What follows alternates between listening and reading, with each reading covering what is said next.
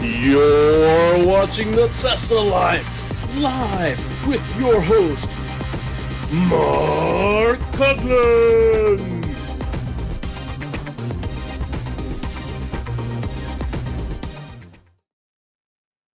Hello, everybody, and welcome to the Tesla Life number 304. Am I muted or is it good? You're good. It's good. All right, good this week. Excellent, excellent. Welcome, everyone.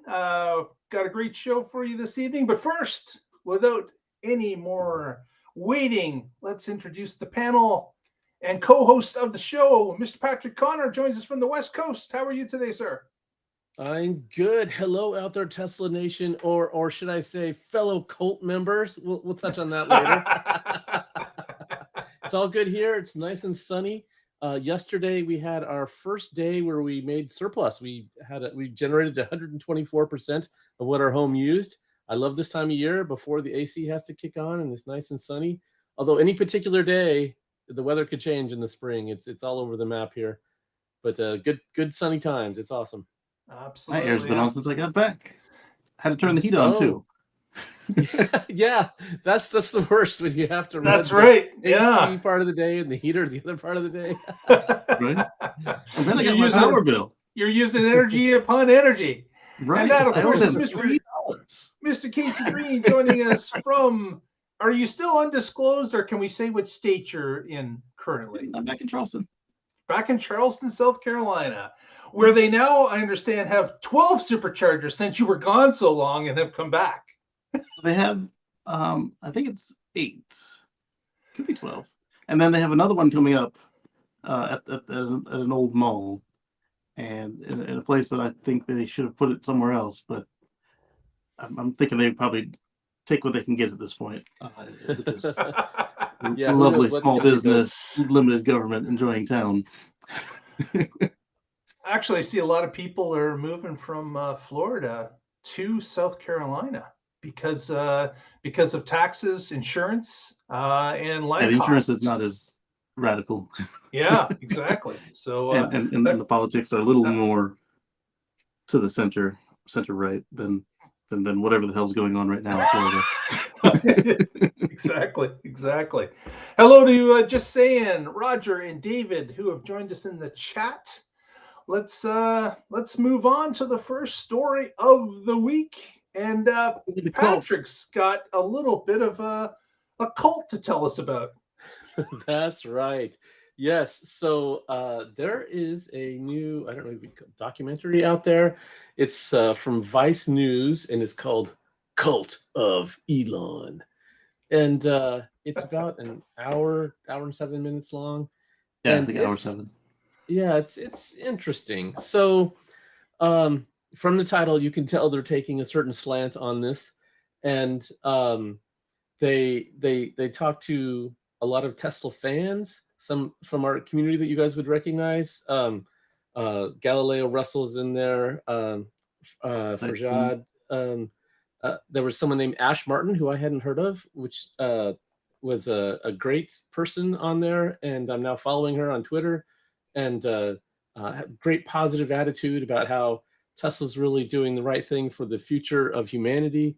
And so they did give the Tesla skeptic folks equal time, and I think they kind of edited everybody generously. Because that's a good way to put it. Yes. Some of the Tesla haters we've debated on this show, or what drives us, including Ed Niedermeyer and Montana Skeptic. And you can see, I mean, on that Montana Skeptic interview, the guy was going crazy. He had all kinds of... I'm glad that they chose Montana instead of Logical Thought. They were both in there, but Montana did the bulk of the talking for Q. Right. Yes. Yeah. So, and it became painfully obvious that they were just saying, well, here's the box that Tesla's supposed to fit in, and they're not doing what I think they should.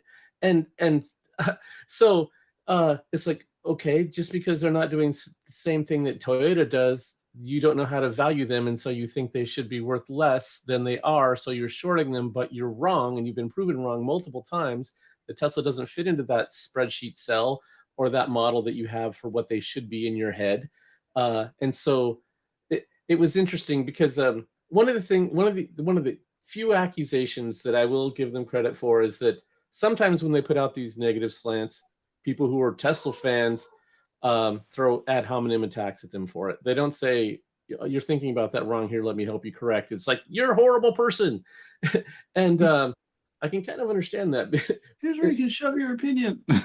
Because they had not listened to reason, and so I've come to the point where it's not even worth wasting your time discussing anything with these people who are obviously not going to learn from their past mistakes or change their point of view based on data. But it was an interesting take. I don't know, what did you watch it, Casey? I don't know if you can get it in Canada, Mark. Yeah, I had an issue getting to it. I watched the trailer, so I saw a few of the personalities and some of their points of view, and certainly I could tell that there was going to be definitely back and forth in this production. But Casey, were you able to watch it? I was. First, let me say the unpacking is going well. So I see that behind me. It does what media typically does with Tesla, because Tesla and SpaceX and all the Muskos, because they don't understand what's going on, so they frame everything a certain way. But I thought, given that, it was pretty even-handed and fair. But again, they're trying to be fair, but still not understanding how a lot of it works. So there was some stuff they got wrong, and there were certain points where they leaned a little too heavy to the anti Musk co people. But they were also fair that they pointed out how early he actually got into this whole popularity thing. It was actually pretty early. Like I saw it and did not realize that it wasn't when I thought it was, which was at the pandemic time, but it was actually pretty early on, like Roadster time. Oh yeah. There were early articles about Tesla where at that point Musk was just the chairman, and they didn't mention him, and he was upset about it. And yeah, so he has an ego, and he's a human being. We all have flaws. So blame the guy for being human. Oh my God. Well, they also metered that. They pointed out that their compatriots at the time tried to give him zero credit. Oh, he's just a money guy. He showed up at the end, and they pointed out that no, he did do a lot, and that's why he wants to be recognized for it, not be like, oh yeah, he just gave them $1 million. No, he invested his life into the company for years, and so they did pretty well with that. Yeah, and even a lot of what he did was recruiting talent, and that has made the whole difference for the company. So even if he's not doing it himself, he's the one that got Franz there, and he and JB came in as a package pretty much. So yeah, lots of the people who were vital to the company's success are people that he wasn't hands off. I mean, the whole reason that we have the NACS connector is because he felt that it should be smaller and all one thing, and then he pushed the team to do it, and they said that's stupid and nobody else is doing it this way, and he said make it happen or walk. Yeah, and they made it happen. That was a very Jobs thing. Yes. I'm curious, guys, do you feel that with the current state of Tesla financials and how things have all worked out for Tesla to this point, did the documentary accurately portray that Tesla came out of the clouds of debt and survived, or was that conveniently cut out by the Tesla cuers that were speaking? They even pointed out all the Tesla-naires, and I was like, man, I wish I could have done it just right. Like, I saw the writing on the wall. I just couldn't make it happen to become a Tesla-naire. yeah, they did talk about several investors who've made a lot of money, and how. But then they also turn that around to say that's one reason that even valid criticisms of the company get struck down, because so many people have a financial interest in the company doing well. Financial or religious or yes, cult-like response. Right. But then same on the people who don't believe in what these companies are supposed to be able to do. Like, they have the exact same reactions, but they're not necessarily grounded in fact. Or the facts aren't there, and they're grounded in facts, but the facts are quicksand. That's one reason I like doing this show with you two. None of us here are Musk is always right. It's his way or the highway. I just we've been critical when we thought they were not doing things.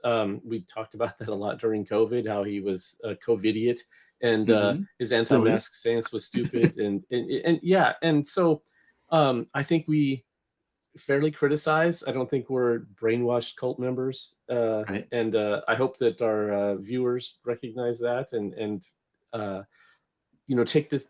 You don't turn off your mental faculties. You are a mindful person and think about things skeptically and make your own decisions and not just do what you're told. I mean, that's ridiculous.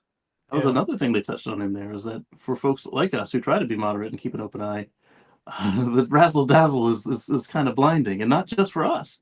On the other side, there are folks who see the razzmatazz and be like, "Oh, it can't possibly be true. There's not even a nugget of truth in that," and so they just shut down. Right. But really, it's somewhere in the middle, like full self-driving for the next year, for the last 10 years. Oh, right, yeah. So, we lost Mark. Continue. Yeah, so, I'll put him back here. This is a perfect example. There were a lot of people when they first announced the semi-specs that said that's not possible. And so I just got out a spreadsheet and did some math and said, oh yeah, that's within reason. And it's going to take just 5 or 6% battery advancement and they get there no problem. And that was, I don't know, 3 years ago, right? So I mean, there's been more battery advancement than that in that time frame. So it's just, I'm trained as an engineer. That's where my degree is at. And so I do the math. I mean, that's just how my brain works. If someone makes a crazy claim, I'm going to say, okay, how reasonable is that? And then I'll have an idea of what I think is reasonable. And if they're within that realm, okay, cool. And if they're out there, then I think they're just, you're talking trash.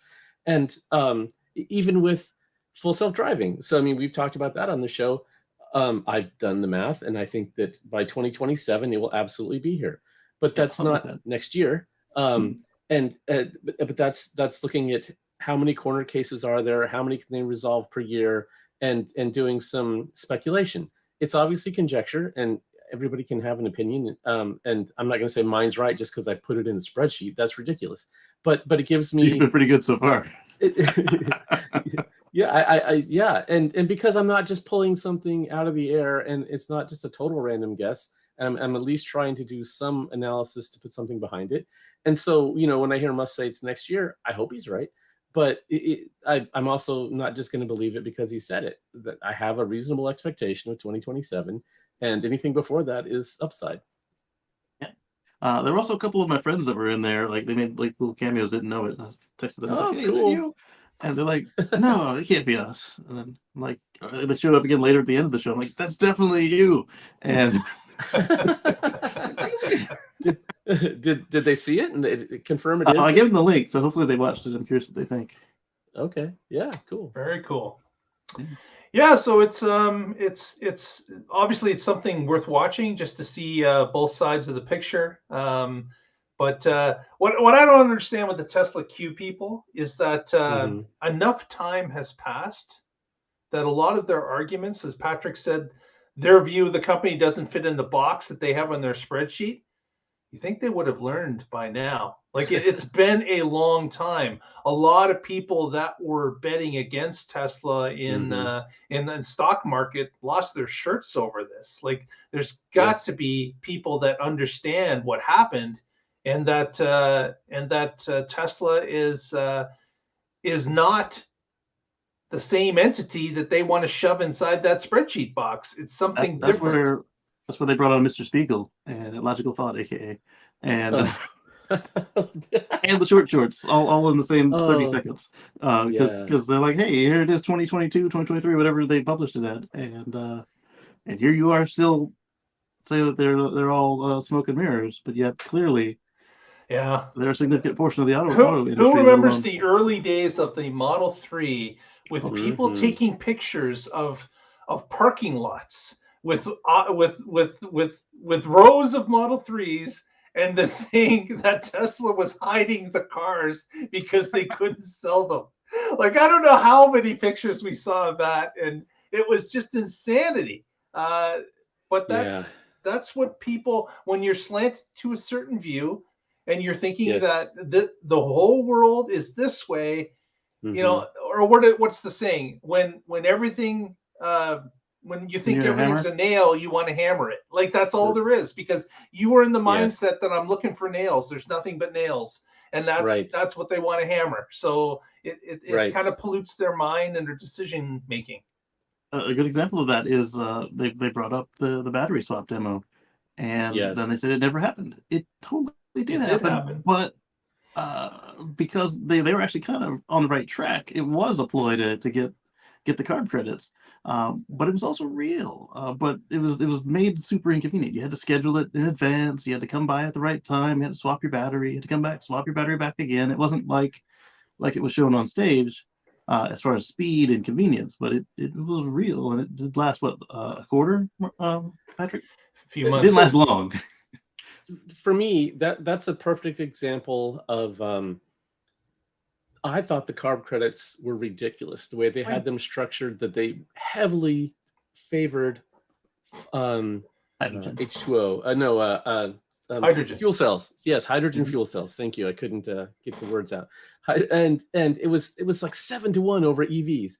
And fuel cells are never going to be the future of personal transportation. It's ridiculous. And yet they had it so heavily leaned in that direction. The person who was in charge of the Air Resources Board in California had come from that industry, and it was totally dumb. And so the way they couldn't exclude EVs in any way except refueling time. And so you didn't actually have to have a network. You just had to show that you could refuel within that time.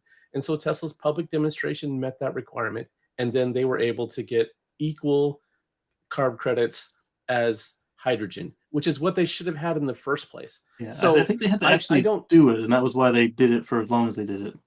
Yeah, so I mean, I think Tesla was completely justified in that. And then here's the thing: if they ever, for any reason, brought it back, your car and my car can still do it, even though the Model 3 and Y and new X and S can't. There's no way they're going to bring it back when they have the structural battery back as their future. But yes, my car is still capable of that. If Well, that's great. And of course, in the notes of this show, you can see a link if you'd like to watch the documentary and check it out for yourself. And the links didn't work this week. Well, search it on Tubi. That's where it's available in the U.S. at least for free, and it's available. So check that out if you have some interest. Next, we're going to jump to the state of New Jersey. And whoever's been telling you that demand is low for EVs, they don't live in New Jersey, obviously, because New Jersey has a state incentive available for electric vehicles. And they just ran out of money in that portion of money they set aside for EV incentives, about double the time that they expected it to. So State did. That's right. That's right. Yes, we covered that on here a couple of weeks ago. So this is another state that once the incentive was announced, people were rushing to collect it and used up that fund quickly. New Jersey is looking at if they can repopulate the money or have to wait for another term. Still has not been determined, but you may have to wait another 6 months in order for them to top it up based on the state's annual allotments of monies and where they go. Last time this happened, they got you back the next tax year. So do still file everything if you qualify, and then just don't count on that money, and then it might show up. And you but look into it on your own. Like, don't expect it. If you're filing and the money is gone, as the rules state in the actual law, the money has to be there. If it's not there, typically you don't qualify. So keep that in mind. Because in the previous one, that might be why they changed it. In the previous one, they just, if we can, we'll get back to you. And then it filled up. They didn't pay everybody back, but they got another tranche, and then it was done. Yeah. And Dana also chimed in that same for Oregon. So as we spoke about a few weeks ago. Next, Illinois too. Illinois just ran out. Oh, wow. Look at Nice that. round two Look for at that. Illinois. There is demand for sure. Yeah. Yes. Speaking of demand for something different, Casey's got our next story about a wheel that is in demand, and another one that's not quite as in demand. This one disappoints me as a yokeaholic. You must be yoking. So Tesla has kind of backtracked, and now the Model S and X ship standard with the round wheel, the one that blocks the screen, and you can still pick the option during configuration to get the yoke, and you can still get the yoke done after the fact at your service center if you buy an inventory car. I kind of like the way they were doing it before, where maybe make the wheel the default, but still they were just free. You could just pick which one you wanted, and then after the fact, it was $750 to switch. I thought that was fair, but this one, as a yokeaholic, I feel like, again, as we keep saying, if you see what you want, get it. But now it's like, I still haven't tried the yoke. I would like to go do a test drive with the yoke. I will check that out. You're gonna need about an hour to 3, depending on how plastic you are.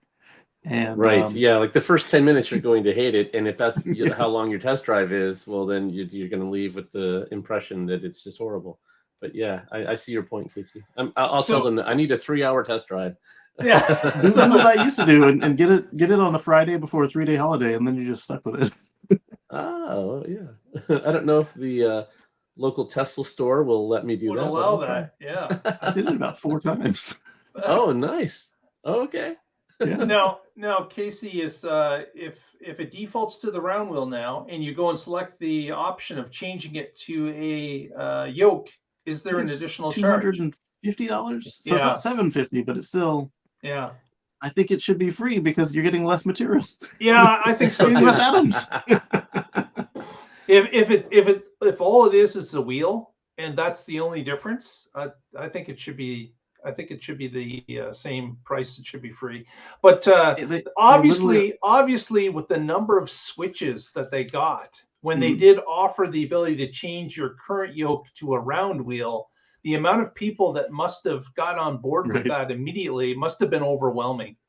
Because for Tesla to turn around, and based on the data that they know, look at this, everybody wants a round wheel. We should just go back to the round wheel and offer it as an option for the yoke. Some of the early yokes had a workmanship issue where the lower corners would lose their covering, and so perhaps this is a cover for them to switch the material out before they decide what they actually want to do with this.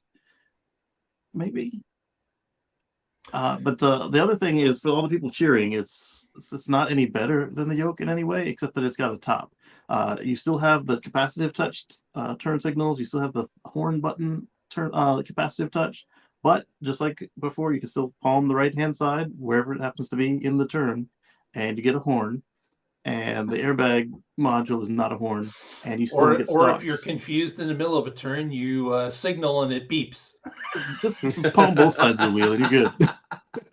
Yeah, so hitting the turn signal while turning would be really difficult. Like that. You have to track it with the stock. Yeah, and it was easier with the yoke because you had that little reference point at the bottom of your palm, and now that's not there. And then, so again, it's still stockless. So your headlight flashers, your turn signals, your drive selector, they're not on the wheel. And the stuff that is on the wheel is still a capacitive touch, just like Mark and I used to have with our Gen 1 Volts, where it's like you accidentally brush the console and all sorts of shit happens. Oops. Exactly. I didn't want the bun warmers on, but now I'm hot down there.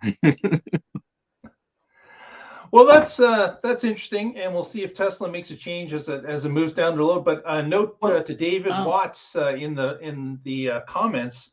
Yeah, he talked about how Elon has been a believer in the non-round wheel, the yoke, and certainly that's true, because if you take a look, David, in the early drawings of the Model 3, it had a yoke in it. And that's, in fact, the the people that bought the car and got the little commemorative picture of the car, it's clearly stated in the Franz drawings of the Model 3 having the yoke. So yeah, Elon has been committed to yoke, and he has been for a long time. Well, I think the other comment there is that there aren't supposed to be steering wheels in these things of any type by now. Right, exactly. That's what he told us. But so he points out that that Bjorn had trouble with traffic circles. I do traffic circles with a certain amount of frequency, and it's not an issue for me. But maybe he's in France with the multi-level. I know Bjorn's not in France. Bjorn is in Europe, and those traffic circles are like Gen 3 compared to what's over here in North America. But the triple level, I would see a little confusion with that. When you're going out of a traffic circle, you're turning left and you have to signal right. And so getting to the signal can be a problem if you aren't... Yeah, with an official one without the stock, that is harder. But if you just don't signal like a lot of Americans do, then it's no problem at all. I don't see the difference. Or if the car auto signaled, that would be nice. Which it's supposed to do by now. He keeps saying how it's supposed to do it. It's smart enough to do it, and like I know it cancels, but does it? Like if it sees you drifting without signaling, it should just signal for you. If it's in FSD mode, it does signal when it's driving. Oh, sometimes don't forget FSD will just jump in a lane and then signal after the fact. That's if you have it in Mad Max mode, because that's how it's signal done before in you LA. step on the brakes, please. Just like I tell all the people, as I rage cuss at all the people in front of me, signal before you brake due to the car. I suspect that we may see the woke, the wheel yoke from the Cybertruck as that gets closer to production. I think that might be the new standard. That could be because they had an issue with the material on the yoke as well, right? So they're already looking at separate materials for the yoke because they've had some issues in recalls. So it was for folks who aren't familiar, if you've ever had a leather couch where it or office chair where it peels, that's kind of exactly what was happening, even though this isn't animal leather on this particular one. Yeah. So it's next. Across the border to the north, here in Canada, announcement was made that the Model Y had been a special version of the Model Y is now available in Canada. And that, of course, is to make it compatible with our $5,000 federal credit that is offered on electric vehicles here. So Tesla has decided to introduce the rear-wheel drive only Model Y with LFP batteries, which gets about 248 miles of range.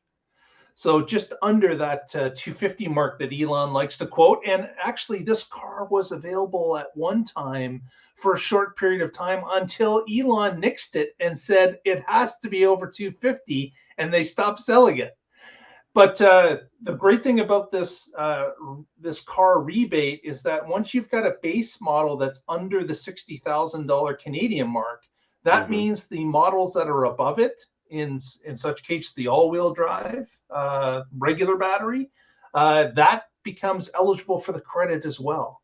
So Canadians are going to get the option of getting $5,000 off any flavor of the Model Y except for performance. So that's a plus, so that these two vehicles are now a little bit, I guess you'll get a little bit of a rebate on the purchase. The other information about this is it's been speculated that these cars are not going to be built in Fremont. They're going to be built in China and shipped to Canada. Wow. For the base one, only for the base one, because they have the LFP battery and they have the rear-wheel drive only, which is a variant that China has been selling and continues to sell.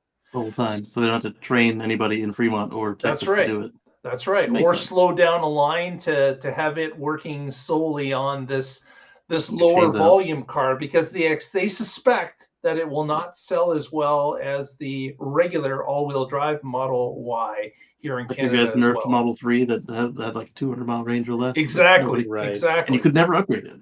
Nope. Because of Canadian law. That's right. So it's Tesla's done something to jump through hoops to get this car on the rebate list, and it looks like they've been successful because it has been added to the government website as an eligible vehicle now. Nice. So it'll be interesting to see if they do come from China, because that would be a first.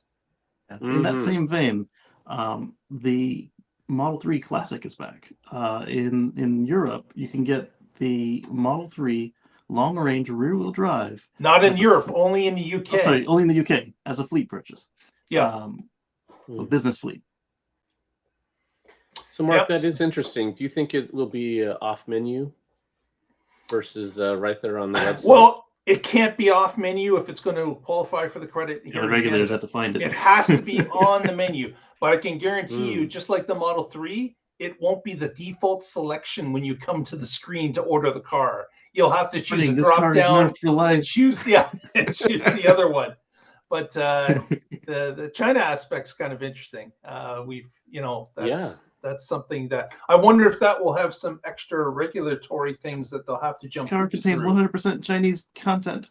Yeah, and that's the other thing they're not telling you, right? Is that all the screens are in Mandarin. So I think they would do that to you, but I think they would just pull all the levers they could to make you not actually buy that. Exactly. But have it on sale for the government. Yeah.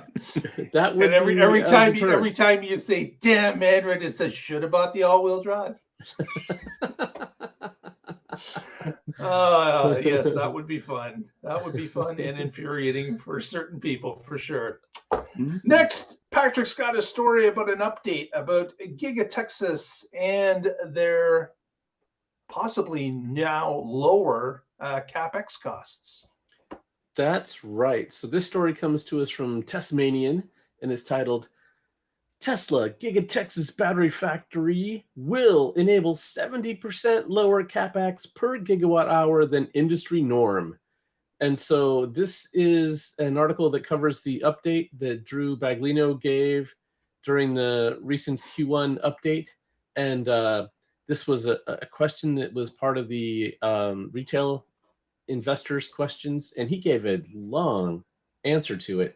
I'm not going to go through all of it, but here's some of the things that is covered in this article. For the cell factory, Texas 4680 is partway through building, commissioning, and selling and operating, will be 70% lower capex per gigawatt hour than a typical cell factory when fully ramped, in line with what they described at Battery Day. So but this isn't using all the Battery Day tech, though. Right. But they also mentioned that they've made some changes since Battery Day, and they have a more manufacturable version of the 4680. They also talked about how they have the Corpus Christi lithium refinery that's coming up in May, and they also have anode and cathode refinement going on, and how all of these are going to work together. They've got, here we go, 50% quarter over quarter through the yield has increased 12%, peak rate increased by 20% through yields have improved by 20%. Another team has accomplished 25% reduction in the cost of goods sold over the quarter, and they're on track to achieve steady state targets over the next 12 months. So this is huge. This is they need to ramp this up before Cybertruck comes out later this year, and certainly before its volume next year. There you go. Yeah, it's more of Battery Day, right? Execution of Battery Day, I would say, is that they've known that these different key parts of the battery sourcing, the actual manufacturing, the process, all these things combined together gets that price of batteries down and allows them to make a vehicle more achievable for others to purchase based on being able to reduce it. So again, more great news as they continue to hone in on the 4680 and its abilities. That's good news. And as Patrick said, because they're going to need a whole lot of them once Cybertruck starts to ramp, they need to have those processes buttoned down and efficient in order to make Cybertruck as cheap as possible and still profitable for them. Right. And then in the Cybertruck will probably be their first priority, but then as they continue to increase their volumes, they're going to move other products to this. If this is their most capex efficient battery, they're going to put everything they can on it. So if it could do 70% with today's tech, but at full speed, what can it do with the changes they've already made that you mentioned from Battery Day, plus all of the concepts from Battery Day? Were we looking at 80%, 90%? Well, like as Patrick has mentioned before in this podcast, is that over time, every year, everybody's gaining about 5% on those battery packs in energy density alone. So you're right, Casey. As time goes along, this is just going to get better and better for them. It's going to roll exponentially with these advancements and changes. And with the time of actually starting to manufacture with the battery and learning that, based on the chemistry, based on the process, we could do this, make this change, make a little bit faster, reduce this. All those things come into play once you start getting into mass production of anything. The ideas start to flow based on what you're actually see and feeling in real life. Yeah, the cool thing about this is they're not going to stop innovating. They're going to continue to make improvements. And they're doing it exactly right. You need to be able to do this at scale. This is not about making a one-off in the lab that used a little bit less material, or it's being able to mass produce these. Yeah. Next story we're going to touch upon, it's a story that's after Patrick. So this story is after Patrick specifically.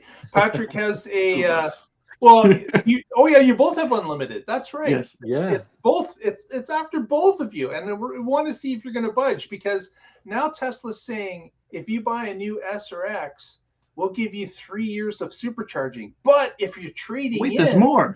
But behind door number 2, if you're trading in your car as unlimited supercharging, then we're going to give you 6 years instead of 3.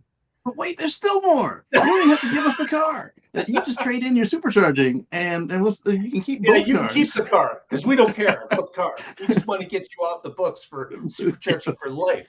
Right. So again, supercharging for life, a exceptional benefit having that. And Tesla's looking to try to reduce that number for some reason. There must be a lot of S's and X's out there and a few Model 3s that have this option hooked to them. Full Model 3s.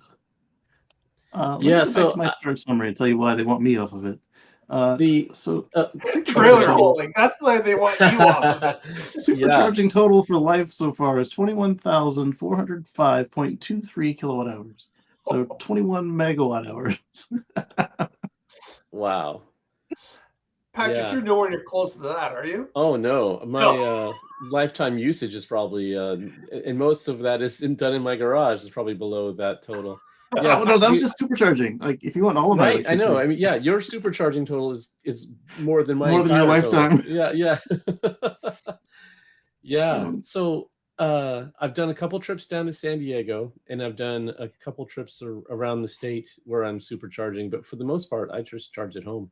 So this enticement that they have, I can give up my supercharging free for life to get supercharging for 6 years. That's not tempting. That alone, free forever is a lot longer than 6 years. Right. Because when you think about it, my car and Mark's car are approaching. They're in their 5th year now. So it would have been one more year than we've had them. Then the supercharging would go away. Versus never. And mine's almost 7 years old, so I would already be past this. I'm really not their target market because I don't use the supercharger that much. Although anytime he's their target market. Yes, definitely. he's their target market. This guy over here, he's the one they want. But even just financially, anytime you have something like that outstanding, the way that they have to report it for GAAP purposes is assumes worst case. It assumes I'm going to just do all of my charging and I'm just going to drive 20,000 miles a year, regardless of what the actual data shows for past performance. So I can see why they want to get rid of it. So my total charging, including supercharging, is 39,687.61 kilowatt hours. So almost 40 megawatt hours. So just slightly more supercharging than solar charging. Yeah, so that's it's not going to entice Patrick or Casey, Tesla. So you better come up with a sweeter deal than that. So Yeah, Right. they had an offer where it was worth $5,000 on trade-in. The Model that's- 3s, yeah, they gave you 5,000 to give it up, yeah. Yeah, so that one's more interesting to me. okay, all right. yeah. That seems fair You're to me, giving too. them hints. Okay. So, Yes. one thing that came up for me is that there was a couple cases where somebody's unlimited supercharging car, solar charged at home, got totaled through no fault of their own, and their lawyers were able to get them significant payouts on the supercharging because that was part of the car and it's not available anymore. And so Right. the person who caused the crash had to make them whole again, and you had to assume that they were going to keep this car for 10 years or more, and that added up. Yeah, I bet it did. Yes. When my Model S was rammed by that semi truck, and it was in the shop, I got the insurance company to pay for the gas for my rental because they're like, "Oh, well, you have to pay for charging." I'm like, "No, I don't." And then Exactly. then they said, "Well, what about when you go home?" I said, "Then I've got solar." And so they Mhm. begrudgingly gave me like $25, $30 because I literally drove the car home, parked it, and then drove the Volt until it was ready, and then drove their car back to them.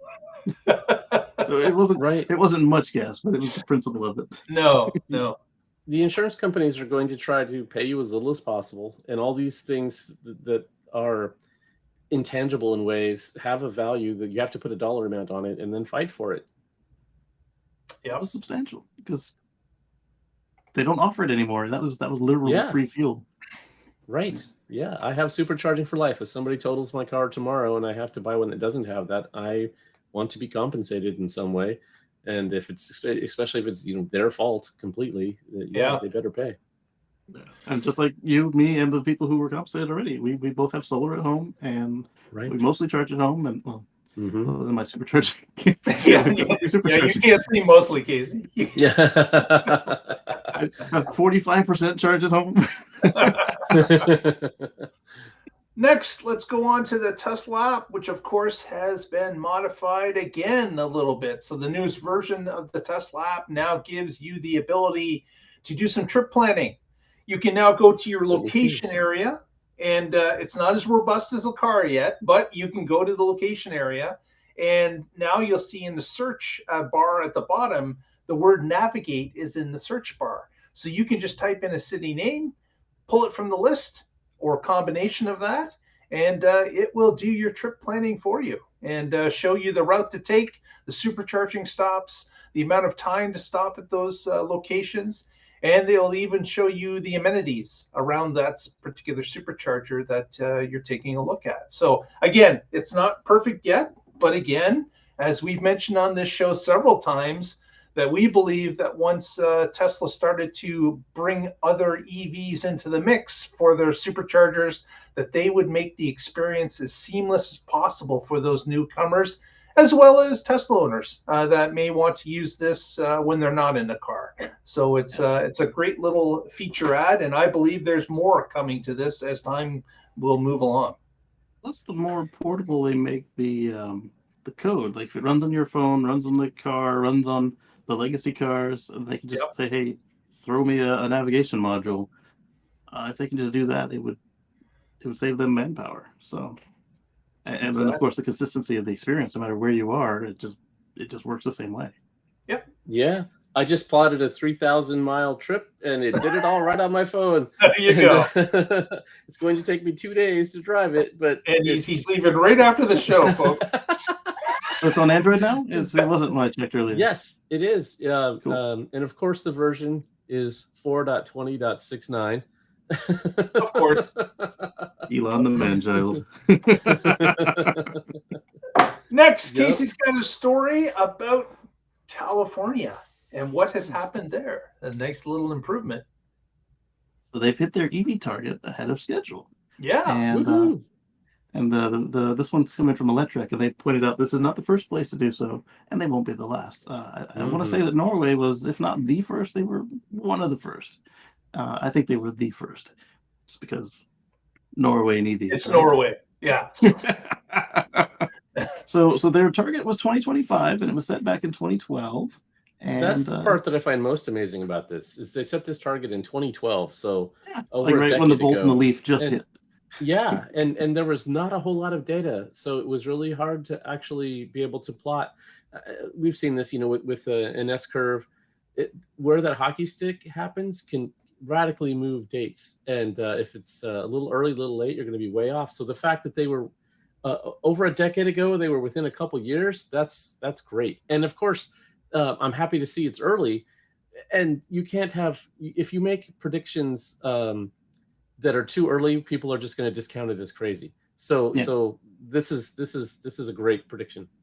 And so they've currently got 1.523 million EVs on Californian roads. And it Nice. shows. It shows if you've ever been to California and driven along their roads, it is remarkable the amount of EVs that are in that, especially that freeway lane, the HOV lane HOV. that EVs are allowed in. It's amazing the number of EVs that are on the road in California. Oh, one thing that's been coming up this week in all the comments of the articles is all the people whining about, oh, it's only 1%. Yeah, it may only be 1% of the total deployed fleet, but what percent of the new sales and used sales were they of the total deployed fleet? And we're finding that they were like 10, 15, 20% even, and to the point where, as Tesla pointed out on their conference call, the Model Y was the second best-selling car for the quarter. Yeah, car, just period. And like if you discount the F-150, then they were number one. Well, they were the best-selling car. Yeah. So I mean, the trucks that outsold it were not cars; they were trucks. And there's Derek commenting in the chat. Derek's in California, and he says he's living that life now. Where there's a ton of EVs around. I'm curious, Derek, in your neighborhood, when you go out, do you see a number of EVs in your neighborhood? Have you seen that number increase over the past 5 years? Have you seen that proliferation happen around you? Be interesting to know. Next story. This is just an update. Well, not really an update. It's just more confirmation of EVs taking hold worldwide. In the UAE, United Arab Emirates, a taxi company has just ordered 269 Model 3s for their taxi fleet. Not a huge number, but certainly a sizable order. It's a large number probably for the UAE, anyways. And this is a story about a taxi company trying to get to their sustainable goals that they've set for themselves.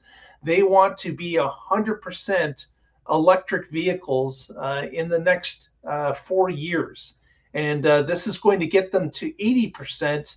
And then they believe they will achieve their goal that they have set out. But again, this is one of the countries with a ton of fossil fuels underneath them, what they sell, what they have as an export for that country.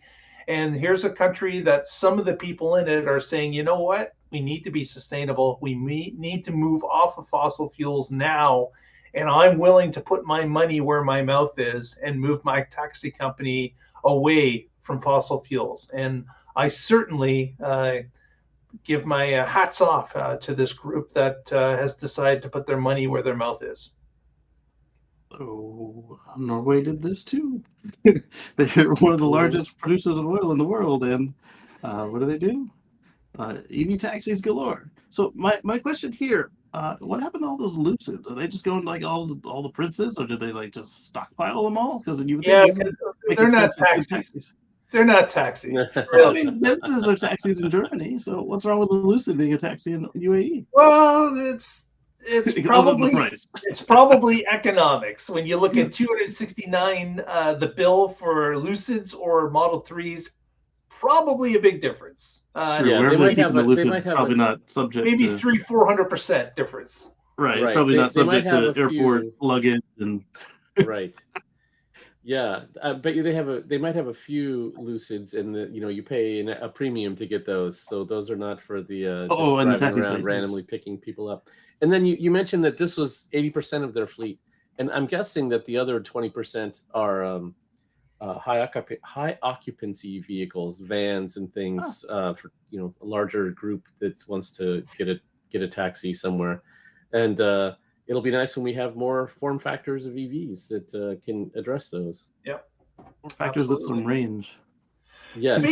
Speaking of range, that's a great segue for Patrick's next story, and that is about battery degradation and what Tesla, with their data, has provided.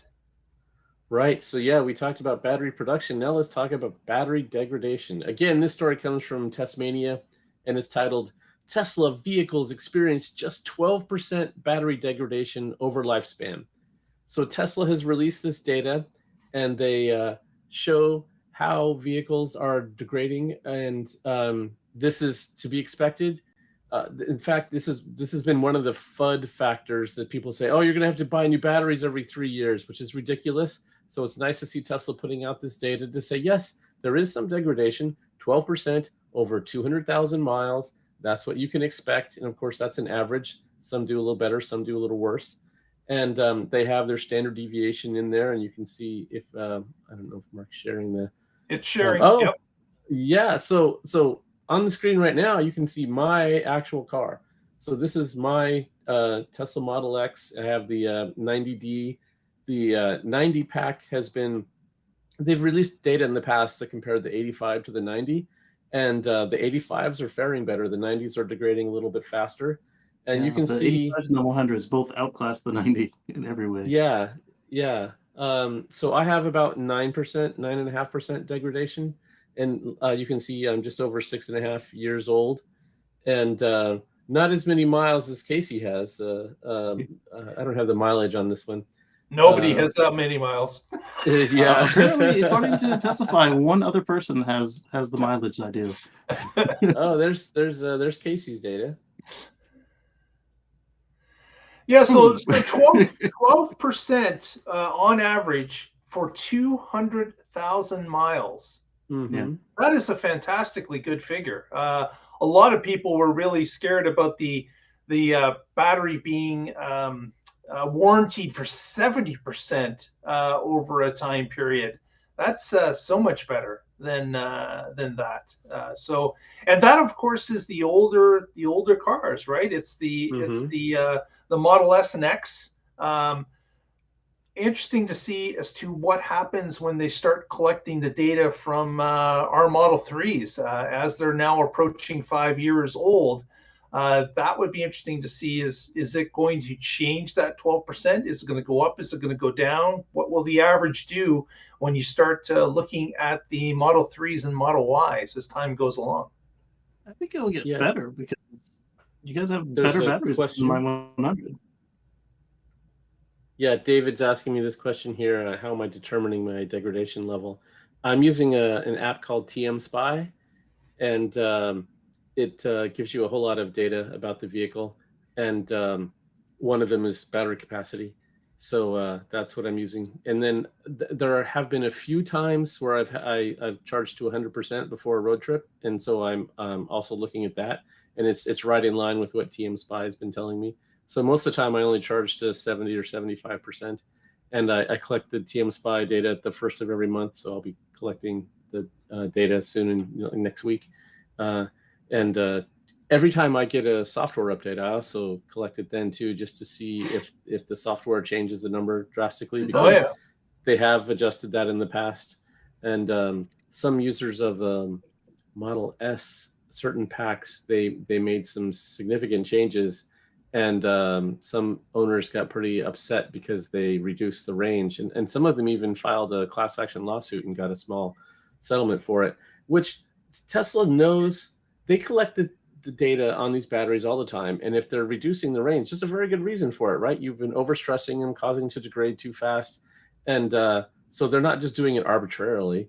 They're doing what's best for your vehicle. So I'm not sure why they were upset by it. But then again, if I lost 20% range tomorrow on a software update, I might be a little upset too. Yeah, 20% would be tough to swallow overnight for sure. Right. Yeah. I can see that upset people, especially since the cars they did it to already were range limited. And I mean, but at the same time, do you want it to burn your house down? No, you don't. That's worth we all know the 20% answer for to sure. that. Yes, But exactly. that is interesting data. And of course, that was the huge question when Tesla started to roll out in the beginning, was how long would their batteries last? And nobody had a real good answer. Tesla, of course, had an answer, but it wasn't time from the proven company as of yet, right? Yeah. So it was something that everybody in the industry wanted to weigh and look at. They weren't quite sure, but now we're seeing vehicles that are, of course, that are 15 years old. We're seeing vehicles that heck, my original Volt is over 10 years now. So those figures are starting to come in, and it's starting to prove that the EV definitely can outlast an ICE engine vehicle because of 200,000 miles, which equates to close to 320,000 kilometers. That is a sizable amount that I know none of my cars in my past history have ever come close to reaching those type of numbers. I've had a vehicle that went 260,000 kilometers. That was my max. And then at that point, transmission went, and that's it. Unless I wanted to spend some serious coin on it to keep it going. But that was 11 years later. So it's something that Tesla knows that people are going to want to keep that car for 10, 12 years for sure. Possibly, depends on the person, but having that longevity built in that it can go beyond that, and certainly with 200,000 kilometers, that's going to push my current car probably into the area of plus 15 years. So that will be interesting to see if we get that far. I know some people that we even interviewed. We've got High Mileage Rob was on our show some time ago. He's now at over 300,000 kilometers with his Model 3, and he's into the other maintenance issues where bushings, shocks have to be changed now because the car has gone beyond those original parts. Control arms have to be modified, changed in order for the car to continue its smooth driving. So those are things that are happening with all cars. It's just great that our power plants, the things that drive the car, the transmission engine combo seems to be something that will last longer in an EV than it will in an ICE car. Mm-hmm. And then after 200,000 miles, the battery's not worthless by any means. It's not at zero. I mean, so there's still quite a bit of life in there. Yeah, you're going to have less range than you did when it was new, but you can still drive it. And if it gets recycled, it's still got all those materials in there that there's some trade-in value on that. Yep. And Tesla's guiding for 70% at that point when the battery is useless. So if you had a 325 mile Model 3 minus 70%, you're looking at that's not what I thought. 240 some? What is it? That sounds right. Yeah, so we're still talking over 100 miles. So it's no longer. It's not a city car by any means. Although, if you take 70% from a Nissan Leaf Classic, then yes, that is definitely a city car. Yeah, it gets to the point where it's no longer viable. But certainly the Tesla with the larger pack, it's going to be good for some time. So, well, we'll be on this journey for some time. So we'll certainly report on it as we see it. And the iron packs are supposed to be even more long-lived. So, right, exactly. And some of those will be going to Canada soon. That's right. Some more of them. Yeah. Has China ever shipped from any cars to North America? Nope. I mean, well, Tesla China has not ever shipped anything here. Yeah, but I mean, any of the major Chinese not for sale. They did fly a couple of Model 3s over to show them how it's done. Right. Yeah. No, today the major vehicle exporting countries are the U.S. and Germany and Japan and South Korea. I mean, South Korea. Oh yeah, okay, right. So is this the first of putting China on that list? Well, China certainly has started to add to that list, shipping cars to Europe, and Buick, of course Cadillac, to Australia. There's been a few different things that they've started, and it is believed, if you believe Sandy Munro, that there will be a wave of Chinese cars like BYD and others, NIO and others, that are going to jump and start selling cars not only in Europe but move to North America. And there is some evidence that they are coming, but at this point, not in North America, but definitely it's happening in Europe already. I don't think that Elon calling Shanghai their export hub was hyperbole by any means. It was probably quite accurate. Yeah. Right. Yeah. So it is Sandy something. Munro, right. Yeah, it is something that is coming. I remember back in the 70s when it was the Japanese that we had a wave of after the fuel shortages of smaller cars coming in, setting up dealerships and starting to sell, and that was the beginning of Honda, Toyota, and others. So we've seen that in North America previously, and we're bound to see it with the Chinese, we believe. So we shall see. We have a new co-host on the show now. That's right. Moto joins us. Hello. Say hi. Wave. Hello. Say hi. Get a wave. No, not going to get a wave. Oh, well. That's Dr. Moto to you. I see your stethoscope there. So with that, I think we will wrap up today's show. Any shout outs from you, Mr. Casey Green? Well, just catch us on Sunday, Miyamoto at youtube.com at Casey Green. That's KACEY GREEN. You'll get some Tesla content and some some of the other brands, as well as like your home and clean air. We just have ourselves a little bit of chat. It's a blast. Very good. Yeah. And I'll answer Eric's question. My Model 3 is about 2 months short of 5 years at this point. And I typically only charge to 80%, unless I'm going on a trip. Haven't done a trip in quite some time. So at 80%, I'm getting just under 400 kilometers. So maybe 390, 385, somewhere in that area for 80%. So I've lost a little bit, but not much compared to when I got it. I was getting just over 400. So that's my story at this point, almost 5 years in. Patrick, any shout outs from you? Yes, you can find my writings at carswithcords.net, and I'm with the Oregon Electric Vehicle Association. You can find us at oeva.org. And in related Tesla news, I need a new roof, but I have Tesla panels covering my roof. And so I just went through and looked at the contract, and they will take them off and then put them back on afterwards. For just, it's $350 for, in my case, is what they quoted me, and the contract guarantees it'll be 500 or less. So that was nice, because the reason that I'm thinking, oh, that's fine, is because we have 2 solar systems on our roof. The other one we had installed before Solar City was even in business, and that company is long gone and out of business. So I'm getting quotes to have that removed, and the most of them are not returning my calls. The one that has wants $5,000. Oh, good, great. Yeah, I'd much rather pay. The Tesla system is far bigger and more panels, much more of my roof covered. They only want $350, and the other one that's one corner, they want $5,000. Will Tesla give you a quote on the other one? Tesla will not touch the other one, even though it's tied into the power walls. It goes through the Tesla Home Energy Gateway.